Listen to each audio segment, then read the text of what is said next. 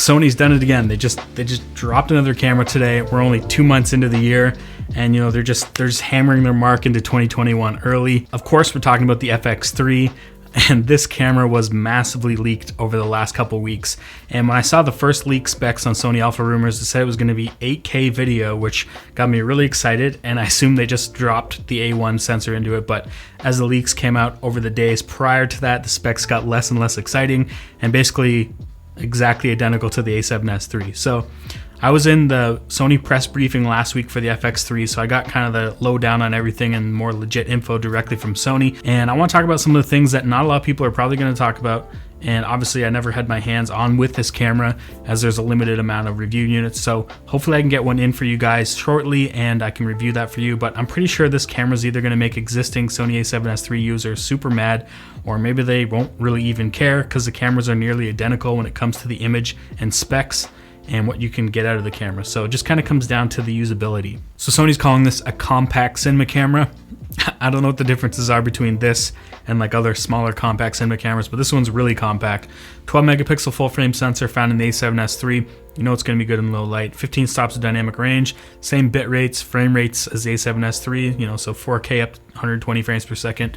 Full-size HDMI port, dual card slots. They mentioned that it has the same autofocus system that's in the FX6. I'm not sure what the differences are between that and the A7S3, but they did mention that. And of course, it has an articulating touchscreen. Blah, blah, blah. I don't want to go over all the specs on the FX3 because if you look at an A7S3, I got one back there. I'm going to grab it.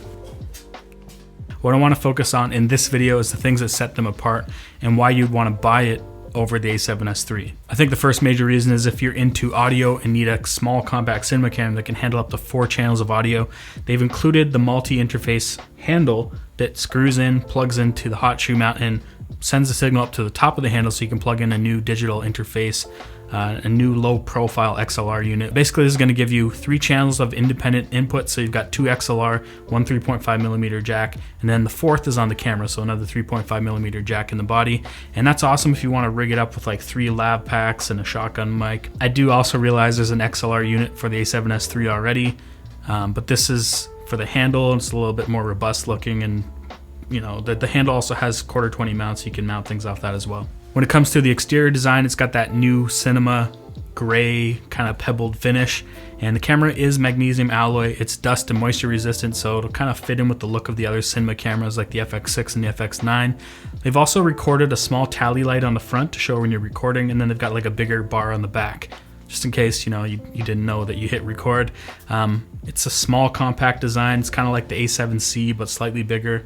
And the interesting thing is that it actually weighs more than the A7S3. It's around like 26 grams heavier. So if you look at the body, you can kind of see that the camera has 1/4-20 mounts all over it. There's 3 on top and then 1 on each side, as well as 1 on the bottom. This kind of makes the camera like a cageless design, like as in you wouldn't really need a cage because you could mount stuff off the camera. And the best part is that it's built into a stainless steel frame on the inside, so all those 1/4-20 mounts are in this inner frame. So this is going to make the camera super durable. It's going to allow you to mount some serious weight off it. And then over that frame, the camera body is actually magnesium alloy, so this thing's going to feel super chunky and super dense. The button layout is completely different than any other A7 series camera. They actually have a zoom rocker around the shutter button, so you could use servo zoom lenses, and it also has a shutter button, which you can take stills with, still with this camera, which I assume would be the first Sony cinema camera to take photos. The record button's huge and on top, along with the joystick for autofocus selection or in the menus.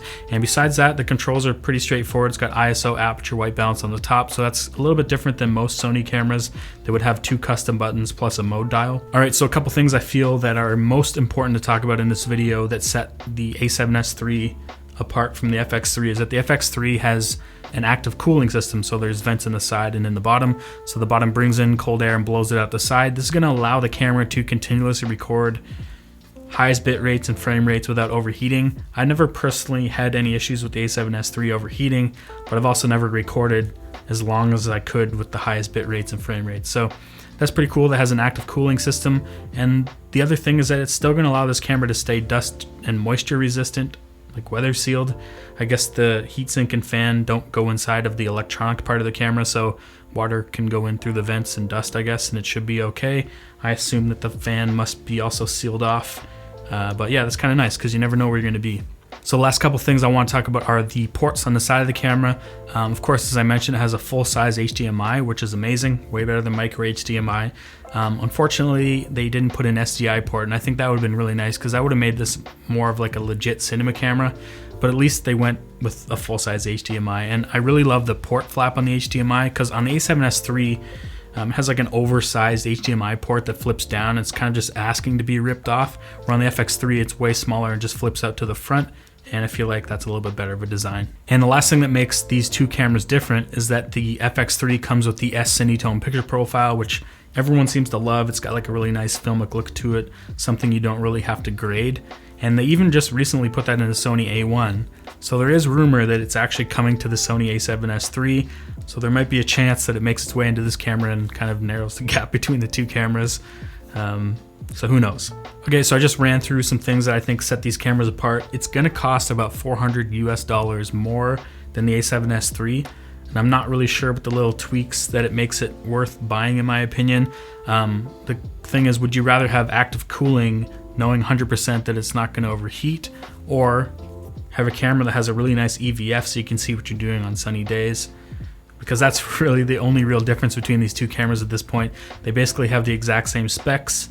And I realize the FX3 is a little bit more robust and built more for cinema stuff, and the button layout's better for videographers, but other than that, they're relatively exactly the same. So I'm not really sure what to think about this camera. It's kind of a confusing release. They typically push the boundaries on their releases and come up with more things that would entice you to buy it. And no one really bought the A7S III to take photos. It's kind of technically already a dedicated video shooter for most people. Plus, you can also take stills with the FX3. So I think if they would have added like the built-in electronic variable ND filter that's in the FX6 and removed the IBIS system out of this camera, it would have gave it a much stronger selling point and make way more sense to buy over the A7S III. And would also compete head-to-head with the Canon C70, but this kind of makes me feel like it's just a rehoused A7S III with a cinema paint job. And I was really excited in the beginning, thinking it was going to be 8K video, because I was ready to put this thing up for sale and buy an FX3. So I'm going to throw this question out there to you guys. Are any of you going to buy an FX3? And if you already have an A7S III, are you thinking about selling it and buying an FX3?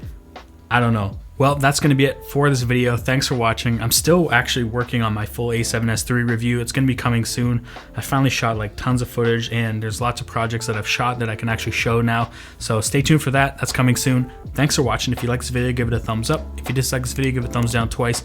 Don't forget to hit that notification bell, and I'll see you guys in the next one.